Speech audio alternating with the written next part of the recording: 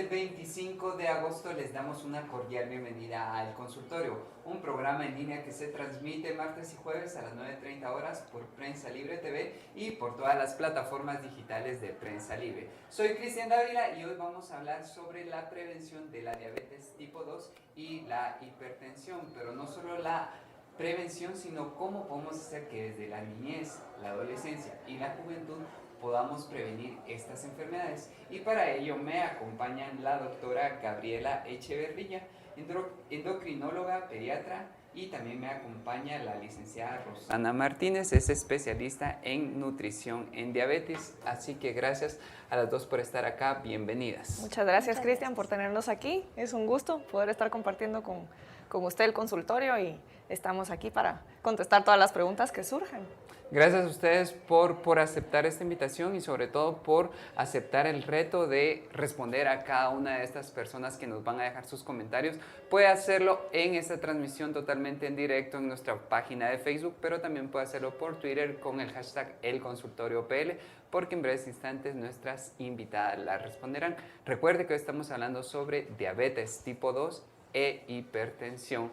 Y yo creo que antes de empezar a hablar sobre este tema, creo que es bueno que las personas sepan qué dice la OMS, la Organización Mundial de la Salud, sobre estas dos enfermedades. La Organización Mundial de la Salud proyecta que para el 2030 la diabetes tipo 2 y la hipertensión van a ser una de las principales causas de muerte en el mundo. Pero la buena noticia también es que la OMS alerta y dice que podemos hacer algo para prevenirlo, ya que estas son enfermedades crónicas totalmente prevenibles. Y para entender un poquito más sobre estas enfermedades, yo creo que es necesario que aclaremos y que las personas entiendan qué son y cuáles son sus causas. ¿Qué es la diabetes y cuáles son sus causas? ¿Qué es la hipertensión y cuáles son sus causas?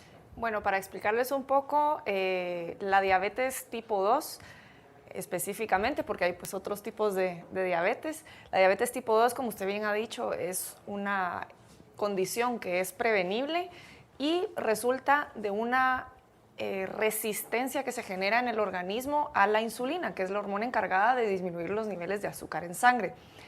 Esto ocurre normalmente, es un continuo. Normalmente ocurre cuando tenemos dietas muy altas en azúcares o carbohidratos que van generando niveles progresivamente altos de azúcar en la sangre, y pues la insulina, que es liberada por un órgano que se llama el páncreas, es la encargada de bajar estos niveles en sangre. ¿Y qué ocurre?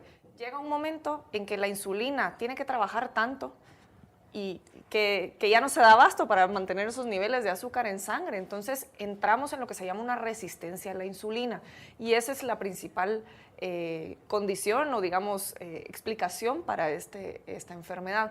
Como bien lo dice usted, pues es prevenible, y recalcar mucho en este tema, porque debemos de empezar con una prevención muy temprana, desde edades muy pequeñas, tan pequeñas como los 4 o 5 años. Ahora, pasando a la hipertensión arterial, pues también es una condición que se va generando con el tiempo. Hay ciertos cambios a nivel de los vasos sanguíneos. Los vasos sanguíneos cada vez se van haciendo más rígidos, con lo cual, para que el corazón pueda lograr bombear esa sangre a todo el organismo, tiene que aumentar la presión. Es un poquito como comparable con una cañería o una tubería que está tapada. Para que yo haga pasar el agua por ahí, que sería la sangre, pues necesito una presión cada vez mayor ante una cañería que está ya sea recubierta por dentro de ciertos desechos celulares, por ejemplo, pues calcio, ¿verdad? En muchas ocasiones, o placas de grasa que se van depositando en las arterias, y pues progresivamente va aumentando la presión para que siga siendo eficiente el corazón en su funcionamiento. Recalcar también que la hipertensión arterial es prevenible. Sabemos que muchas veces en estas dos enfermedades crónicas también hay una tendencia genética, pero dejemos a un lado la tendencia genética porque es una cuestión que necesitaría mucha explicación, sino que también hay causas en nuestro estilo de vida que la generan. ¿Cuáles son? Bueno, pues en cuanto al estilo de vida, una de las causas más importantes probablemente sea el sedentarismo al que está sujeta nuestra sociedad, pues por tanta tecnología, tanto acceso a información. Ahora pues prefiero pasar tiempo delante de la televisión que salir a jugar, a montar bicicleta, a correr. Y pues ocurre también por cuestiones de seguridad, que no lo podemos obviar. esa probablemente sea la causa más importante de estas dos entidades, junto, por supuesto, con la mala alimentación. La mala alimentación que ahora pues cada vez nos vamos orientando más hacia las opciones rápidas porque disponemos de poco tiempo para la preparación de los alimentos, pues nos queda más cómodo ir a determinados restaurantes de comida rápida en donde ya tienen pues todo prehecho, todo prefabricado y pues nos ahorramos tiempo en estos tiempos tan ajetreados, valga la redundancia. Entonces esas dos probablemente son las causas más importantes de... Licenciada Martínez, ¿qué podríamos agregar acerca de las causas de estas dos enfermedades? Estas, como decía la doctora, pues tienen en común eso específicamente. El estilo de vida que actualmente llevamos, desde papás, mamás, niños, adolescentes, se ha vuelto cada vez más sedentario, por toda la tecnología, por todas las facilidades y cuestiones modernas con las que ahora contamos.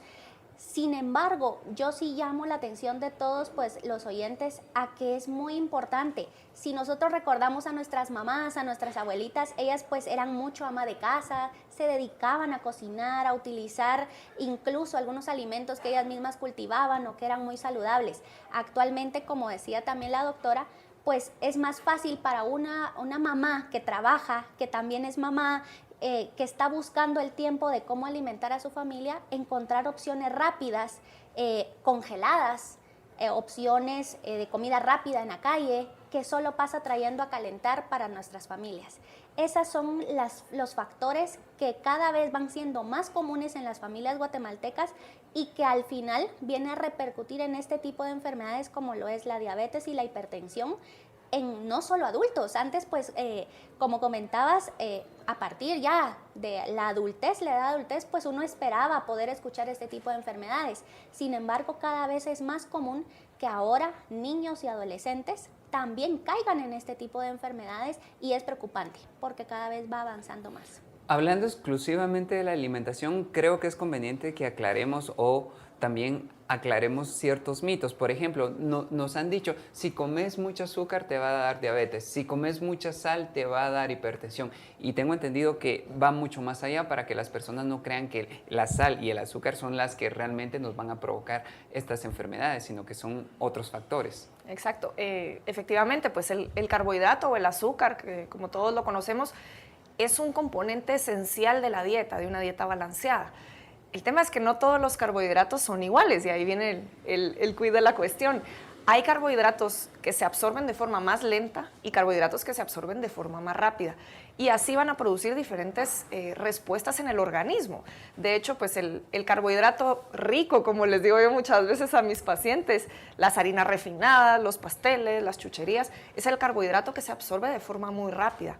Y el problema es que esto en sangre nos produce unas subidas de glucosa muy altas, detrás de las cuales va el pico de la hormona insulina para intentar bajar esos carbohidratos y se pasa el efecto en 1 o 2 horas. Y en esa bajada de azúcar en la sangre, el cuerpo lo interpreta como que necesito recuperar ese nivel de azúcar en sangre porque me voy a quedar sin alimento. Es una cuestión muy primitiva que tenemos. Entonces, ¿qué hacemos? Buscamos un mismo tipo de carbohidrato para recuperar esos niveles y por eso se habla de que todos estos alimentos son adictivos porque pues en cierta forma lo son. Entonces, ¿qué tenemos que buscar? Pues opciones un poco más saludables. El contenido de fibra, por ejemplo, en los alimentos, en los alimentos integrales, en la fruta, ciertas verduras, nos estabiliza ese azúcar en la sangre y nos hace que estemos saciados o llenos durante más tiempo y que no busquemos estas alternativas adictivas, con lo cual es un poco cambiar la forma de enfrentarnos hacia la alimentación de nuestro día y hacer elecciones diferentes, un poco más inteligentes, por decirlo de alguna forma, ¿verdad? Adicionalmente, pues es muy importante mencionar que muchas veces no es solo azúcar o que las personas piensan en un azúcar o un dulce, azúcar de mesa o sal de mesa, sino que tenemos que comprender que los alimentos ya traen consigo ese azúcar. Por ejemplo, las frutas, ¿verdad? Ya traen esa cantidad de azúcar inmersa en la fruta. Ya nosotros no tenemos que adicionarle algo más. Escoger, como decía la doctora, pues opciones más saludables en cuanto a los cereales.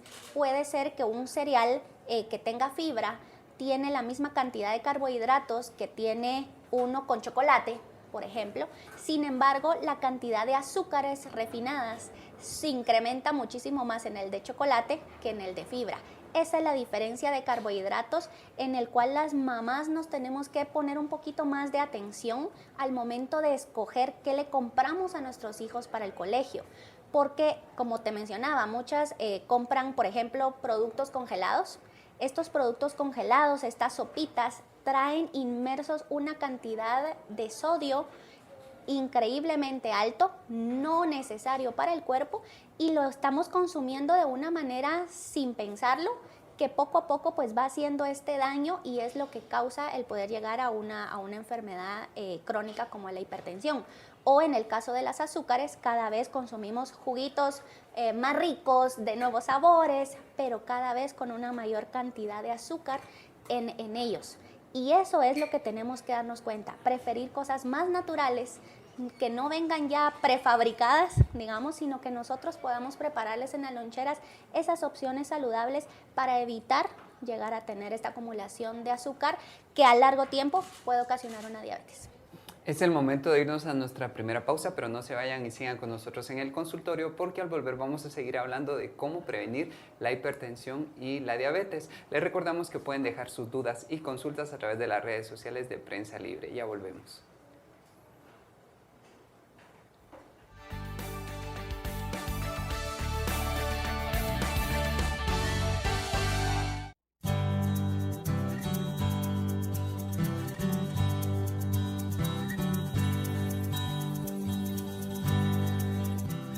Yo siempre que he sido trabajador, honrado, responsable, yo me siento libre. Yo voy a donde quiera a hacer mi trabajo, yo me siento libre. Cuando yo entré a prensa, pasé como 15 días lavando carros y me dejaron un billete de 100 debajo de la alfombra. Y yo se lo entregué a don Mario Antonio y él me dijo, mira, Patojo, me dijo, ese billete no es mío. Bien, don Mario Antonio, que lo encontré debajo de la alfombra, le dije.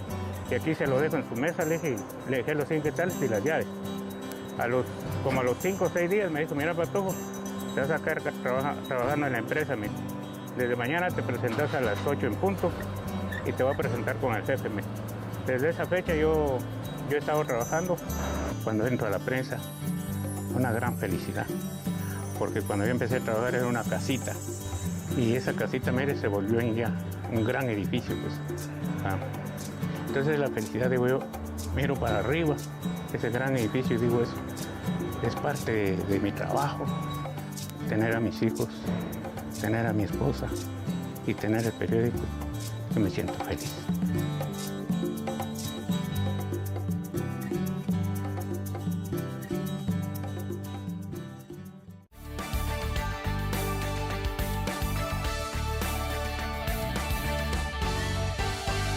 Estamos de vuelta en el consultorio y hoy estamos hablando acerca de la prevención de la diabetes tipo 2 y de la hipertensión y continuamos y le recordamos que usted puede dejar sus dudas y consultas a través de las redes sociales de Prensa Libre. Ahora, así para que terminemos de esta parte técnica o médica, me gustaría que nos explicaran por qué la diabetes y la hipertensión se relacionan tanto o por qué a veces una persona que tiene diabetes eventualmente puede desarrollar hipertensión o viceversa.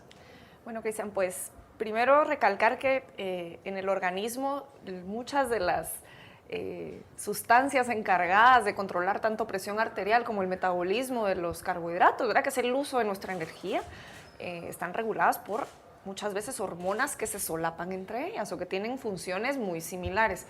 Por eso muchas veces hablamos del famoso síndrome metabólico, que cada vez se habla más, que es una condición en la cual pues encontramos varias características. Por ejemplo, pues el aumento del tamaño de la cintura, el aumento de la grasa, del depósito de grasa abdominal.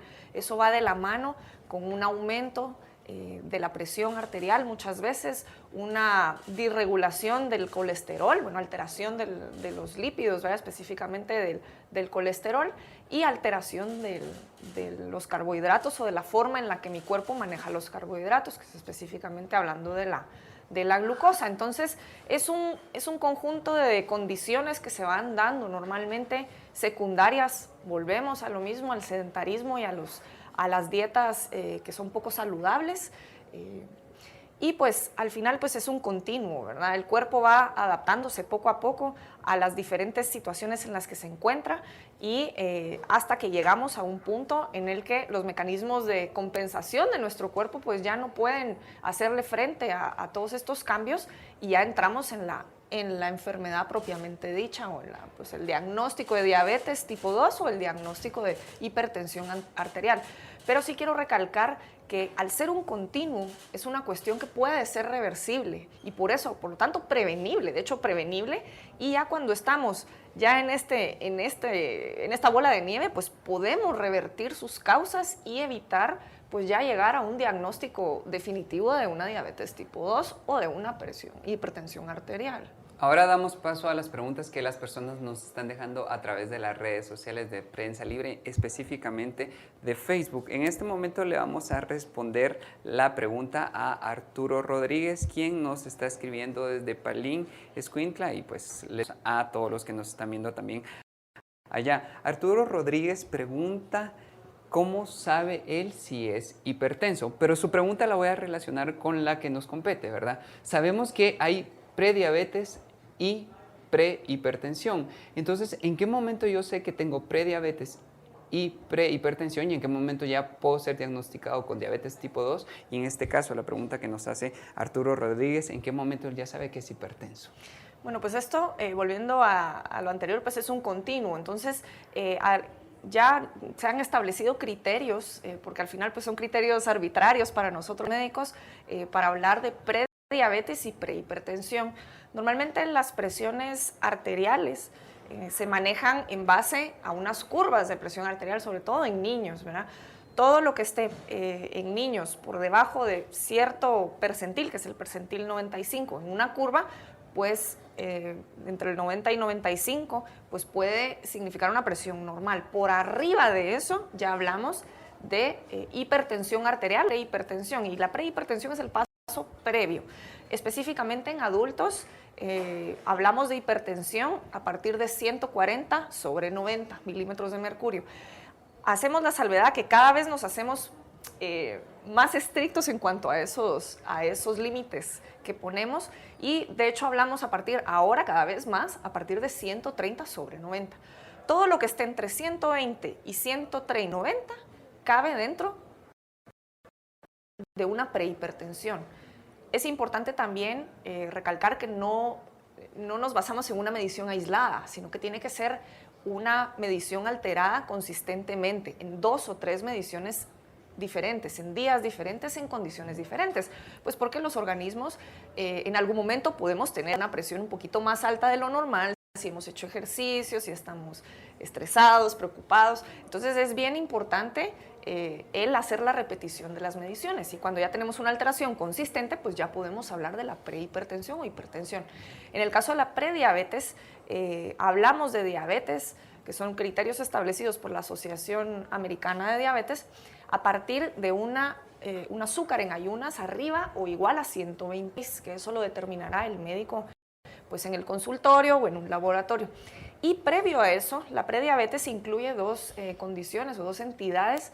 Una de ellas es la alteración del azúcar en ayunas o alteración de la glucosa en ayunas, en la cual yo no tengo un nivel de glucosa que llega a 126, pero que ya estoy pues cercano al 110 o más alto de lo que yo debería de estar. De hecho, por ejemplo, en niños hablamos entre 100 y 110, ya podemos hablar de una glucosa que está demasiado alta en ayunas. Y por otra parte, pues existe también lo que se llama la intolerancia a los carbohidratos, que también cabe dentro de la prediabetes. Y eso es, pues en condiciones controladas, con una prueba específica, el que yo tenga un azúcar, después de haber administrado azúcar en el laboratorio, que tenga yo un azúcar entre 130 y 140. Bueno, entonces es importante saber que estos son valores que son arbitrarios y que a nosotros los médicos nos son muy útiles, pero sí quisiera hacer el llamado a la gente y responder un poco a la pregunta de Arturo, si tiene duda o tiene algún síntoma asociado o dolores de cabeza, alteraciones de visión, aumento de peso, que consulte con su médico y que él haga pues las evaluaciones pertinentes para poder catalogar si hay una prehipertensión o una hipertensión. Doctora Echeverría, tomando en cuenta lo que usted nos está diciendo, yo creo que también es necesario que le explique a las personas que la diabetes y la hipertensión son dos enfermedades que ya no solo se relacionan con la gente adulta, sino que también está afectando a niños, a adolescentes y a jóvenes. Entonces, ¿qué podríamos decir sobre esto? Exacto, Cristian. Pues desgraciadamente estamos viéndolo y ya se están volviendo entidades de proporciones alarmantes y epidémicas. De hecho, la predicción pues, es que cada vez tengamos más niños jóvenes, específicamente adolescentes, que estén teniendo todos los problemas y todas las comorbilidades que veíamos en las personas mayores, incluso en personas mayores de 60, 70 años, pues ya las empezamos a ver en adolescentes, con lo cual la prevención se vuelve fundamental, ¿verdad? Porque podemos detectar esto a tiempo, desde edades tan cortas como los 3, 4 años, y hacer un seguimiento, ir controlando los pesos de los niños, no seguir con la creencia que tenemos de que el niño sano es el niño que está en sobrepeso, que está bien alimentado y que eso es un signo de salud. Muchas veces pues está siendo, puede ser sujeto a un aumento mayor, cada vez mayor de peso, y que conlleve en algún momento, en 5 o 10 años, pues a una alteración del azúcar en ayunas, a una prediabetes o incluso a una diabetes tipo 2. Doctora Echeverría, si alguien es diagnosticado con prediabetes o prehipertensión, ¿esto puede ser reversible? Sí, gracias a Dios, pues tenemos aproximadamente, hablando yo en adolescentes, que es pues mi población con la cual trabajo, pues los pacientes o adolescentes que son diagnosticados de prediabetes, hasta un 60% tienen una reversibilidad de esta condición. Quiero decir que se normaliza sus niveles de insulina, su resistencia a insulina y sus niveles de azúcar se pueden normalizar en los 2 siguientes años, con lo cual es muy importante el seguimiento y muy importante la detección a tiempo, porque pues llega un momento en que esto pues ya se puede volver irreversible, pero es prevenible. Yo creo que eso es lo más importante y el mensaje más importante es la prevención. Y yo creo que para eso estamos haciendo este programa, para que todas las personas que nos están viendo en este momento, ya sean adultos, jóvenes, papás, tíos o abuelos, sepan que la diabetes tipo 2 y la hipertensión puede prevenirse. Y llegamos a nuestro punto. ¿Cuáles son esos consejos para prevenir? Empecemos hablando sobre el sedentarismo y cómo evitarlo. Sabemos que el sedentarismo es este estilo de vida en el que no hacemos ejercicio, no hacemos actividad física, estamos muy acumulados. ¿Cuál sería su recomendación para evitar ese sedentarismo y cómo las personas que nos están viendo en este momento saben que, por ejemplo, están haciendo la actividad física adecuada? ¿Cuáles serían esos parámetros? Bueno, pues la recomendación a día de hoy, de hecho cada vez se hace una mayor recomendación y se insiste muchísimo más en la actividad física. A día de hoy la recomendación es de 60 minutos de actividad física moderada, de intensidad moderada, durante por lo menos 6 días a la semana. Eso es bastante, es una actividad física importante. ¿Cómo sé yo que mi actividad física es la adecuada? Pues la guía que nosotros solemos dar es, si yo no puedo mantener, hilar más de 2 o 3 palabras, una conversación fluida, estoy teniendo una actividad física de intensidad suficiente. Ya pues si tenemos algún dispositivo para medir frecuencia cardíaca y bueno, nuestras pulsaciones, pues esto también nos puede ayudar. Pero pues en resumidas cuentas es esa, ¿verdad? Y segundo, pues en los niños y en los adolescentes, el limitar el tiempo delante de la televisión y de los aparatos electrónicos es fundamental. Y esto también va para los adultos, porque bueno, pues hay que poner el ejemplo en casa, ¿verdad? Pero se debe de limitar a menos de 2 horas diarias, y esto hablando fines de semana. Idealmente, entre semana, que sea menos de 1 hora al día de televisión, o computadora, o iPad, o teléfono, cualquier dispositivo electrónico. Afortunadamente, en Guatemala vemos que hay una efervescencia de correr, ciclovías y este tipo de cuestiones ha motivado eso, pero entonces no podemos dejar de un lado la siguiente parte, la buena alimentación. Por ejemplo, ¿cuáles son los alimentos o qué tipo de alimentación es la que debemos evitar, ya que esta podría ser una causa de que en algún momento desarrollemos diabetes tipo 2 e hipertensión? La alimentación, ¿cómo debe ser? ¿Cuáles son los alimentos prohibidos? es muy importante que evaluemos el tipo de carbohidratos que estamos consumiendo. Si nosotros evaluamos nuestro plato y nuestro tipo de alimentación, debemos de preferir carbohidratos que sí son necesarios para obtener energía diariamente de los refinados. Los refinados pues van a ser todos aquellos que sean pan dulce, galletas, pasteles, jugos endulzados, que van a ser, por ejemplo, cereales endulzados también, con toda esta cantidad de chocolate, vainilla, sabores adicionales, yogur incluso, que es algo que en nuestra mente está como algo muy saludable. Si nosotros vemos que ahora hay yogurts con chocolatitos, con saborcitos, con azúcar, todas esas pequeñas cantidades van sumando. Eliminar lo más que se pueda ese tipo de alimentos de nuestra alimentación y preferir los carbohidratos buenos, como lo pueden ser las frutas, la fibra, el pan, pero escoger un pan que sea más saludable, que sea con fibra. Enseñar desde chiquitos de que ese pan es rico y que lo podemos consumir, no tiene que ser un pan dulce o un pan blanco para que nosotros lo podamos llevar en la lonchera. Ese tipo de cambios, ese tipo de, por ejemplo, que yo voy a llevar una limonada al colegio hecha en casa versus un jugo, ese tipo de cambios van a hacer que realmente nosotros podamos prevenir todo este tipo de enfermedades. Así como, por ejemplo, si lo unimos a este ejercicio, a las amas de casa, a las señoras, que en un momento dado, pues le digan a sus hijos, acompáñenme a la tienda, acompáñenme al mercado y vayan caminando 2, 3 cuadras, ese tipo de actividad extra, ¿verdad? Que no requiere de un gimnasio, no requiere de una clase especial, nos va a ir ayudando también a que vayamos disminuyendo esa probabilidad de padecer de este tipo de enfermedades.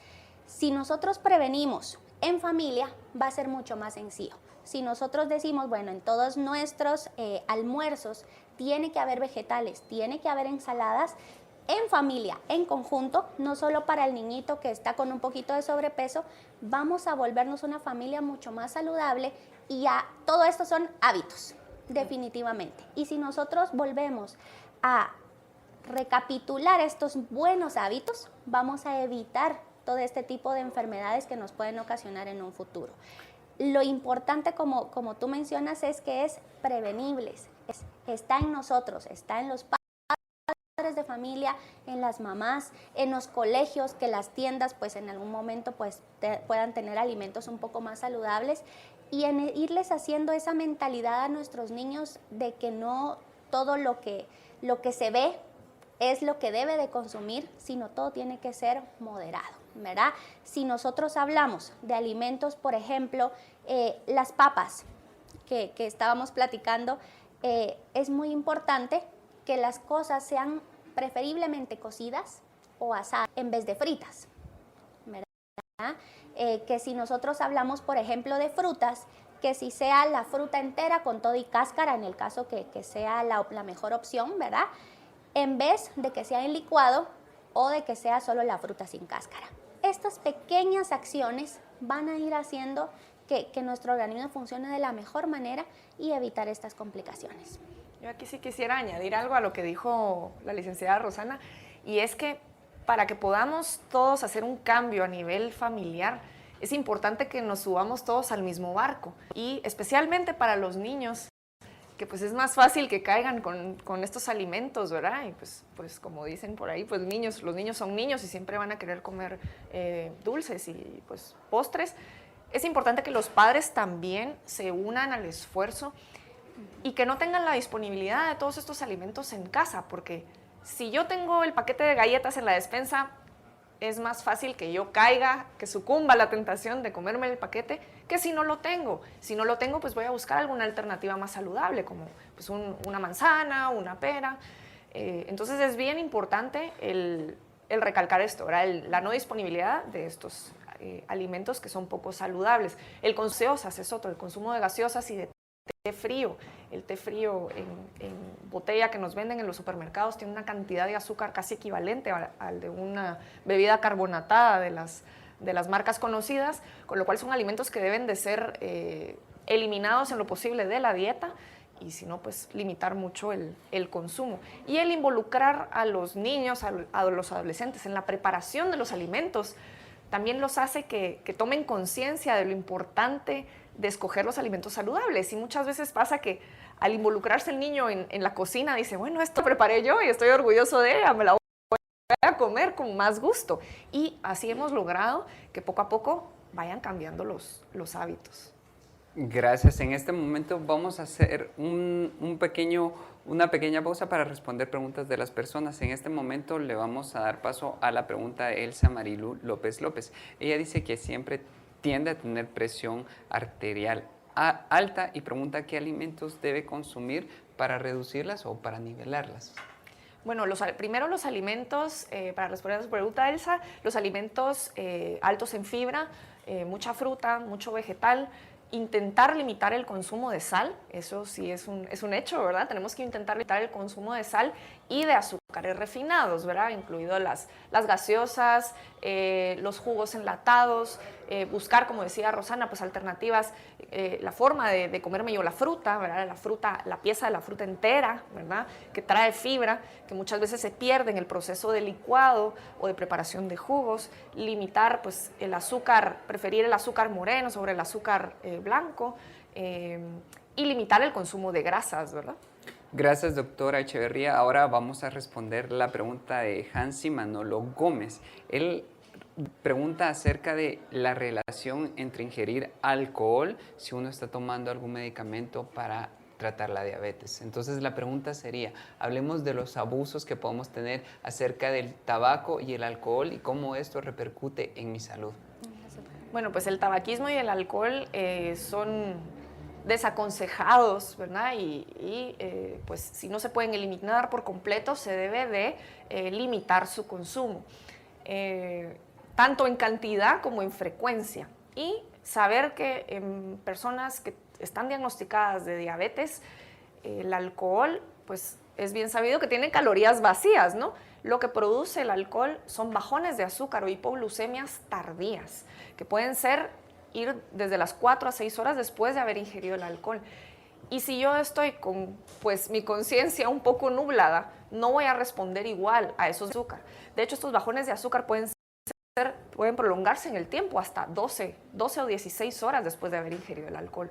Con lo cual es importante tener mucho cuidado con el alcohol y con el tabaquismo, evidentemente, que nos acelera, el tabaquismo especialmente, nos puede acelerar el proceso de degeneración a nivel de las arterias, de la capa de las arterias del cuerpo, y pues alterarnos también a nivel de otros órganos, ¿verdad? Entonces, mi consejo siempre es, si voy a consumir alcohol y estoy con un medicamento para controlar diabetes, si puedo evitarlo, mucho mejor. Pero si quiero consumir un alcohol, preferir las bebidas fermentadas a las destiladas. ¿Cuáles son las bebidas fermentadas? Las bebidas fermentadas, pues el vino y la cerveza. Las destiladas son todos los licores. ¿Por qué? Porque las destiladas tienen mucho más porcentaje de alcohol y las fermentadas llevan cierto carbohidrato en ellas. Entonces, no estoy con esto aconsejando ni mucho menos el uso del alcohol, pero sí saber cuáles son las menos nocivas. Así que, Manolo Gómez, esperamos que la respuesta de la doctora Echeverría haya sido de su utilidad. Entonces ya llegamos al final de nuestro programa. Agradecemos a cada una de ustedes por las respuestas que nos dieron tan interesantes. Me gustaría que nos fuéramos dando un breve consejo a cada uno de ustedes acerca de cómo podemos prevenir, así a manera de resumen, estas dos enfermedades de las que hemos estado hablando hoy. Claro que sí. Pues para cerrar todo lo que hemos platicado y todos los consejos, me gustaría pues mencionar la importancia del automonitoreo. Si yo sospecho que puedo tener en mi familia o que yo mismo tengo un síntoma que pueda ser de diabetes, ¿verdad? O de hipertensión en algún momento, siempre midámonos. Siempre es mejor medirnos, estar evaluando. En el tema de la diabetes, pues con un glucómetro fácilmente se puede realizar un análisis. Ya la doctora pues nos dio las cantidades en donde más o menos debemos de estar, y es bien importante realizarlo en ayunas y 2 horas después de comer.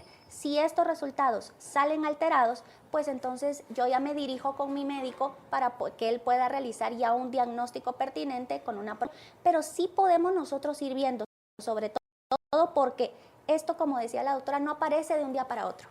La diabetes y la hipertensión no es de que hoy no tengo y mañana sí. Se va generando, es como un iceberg y es a lo largo del tiempo. Nosotros podemos darnos cuenta a tiempo de que se están incrementando esos niveles y cómo lo podemos saber, pues con mediciones. Así que ese es mi consejo, evaluémonos tanto la presión como la glucosa, por lo menos, si no tengo síntomas, cada 6 meses y si tengo síntomas, cuando antes mejor. Gracias, licenciada Martínez. Ahora pasamos con el consejo de la doctora Echeverría. Pues yo les aconsejo a todos los oyentes, pues lo mismo un poco, ¿no? El automonitoreo, el autocontrol, el no acudir al médico, no acudir solo cuando estoy enferma. Tengo que acudir al médico cuando necesito hacerme un chequeo, cuando ha pasado mucho tiempo, que nadie me ha tomado una presión, que nadie me ha tomado un azúcar, y especialmente en los niños. En los niños es fundamental el seguimiento. ¿Por qué? Porque todo esto es prevenible.